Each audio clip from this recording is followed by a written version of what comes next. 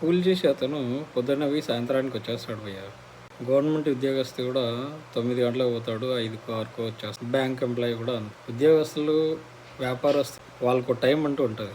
ఈ మధ్య సాఫ్ట్వేర్ ఇంజనీర్ల వాళ్ళ పరిస్థితి చెప్పలేం భయ్య. ఎట్లా అంటే పొద్దున్నే లేదు, రాత్రి లేదు, ఎప్పుడూ లేదు, మోగుతూనే ఉంటుంది, మెసేజ్లు వస్తూనే ఉంటాయి, మెయిల్స్ వస్తూనే ఉంటాయి, చూసుకుంటూనే 24/7.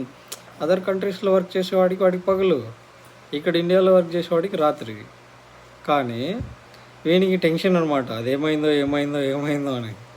అందుకని ఒక టైము పాడు లేకుండా పాపం భయ్య సతమతం అయిపోతున్నాడు. అదేదో ఆఫీస్కే పంపించేస్తే పొద్దున్న ఒక టైం పోతాడు, సాయంత్రానికి ఇంటికి వచ్చేస్తాడు, ఏమన్నా ఉంటే రేపు ఆఫీస్లో చూసుకుందాం అని చెప్పేయచ్చు. కానీ ఇప్పుడు ఎలా అయిపోయిందంటే ఇంట్లో కూర్చోబెట్టి ఎక్కడికి పోకుండా చేసి జైలు కన్నా దారుణంగా చేశారు భయ్య. ఇది కష్టమైపోయింది పాపం. సాఫ్ట్వేర్ ఇంజనీర్ చాలా సతమతం అవుతున్నాడు. అనుభవించేవాడికే తెలుస్తుందంటే ఏమో అనుకున్నా, కానీ వర్క్ ఫ్రమ్ హోమ్ చేస్తున్న సాఫ్ట్వేర్ ఇంజనీర్లు చూస్తే తెలుస్తుంది ఒక్కొక్కరిది ఒక చరిత్ర. పాపం ఇంట్లో ఉండలేరు, ఆఫీస్కి పోలేరు, బయటికి వెళ్ళాలంటే టైం ఉండదు, బయటికి పోదామనుకుంటే టైం అడ్జస్ట్ కాదు.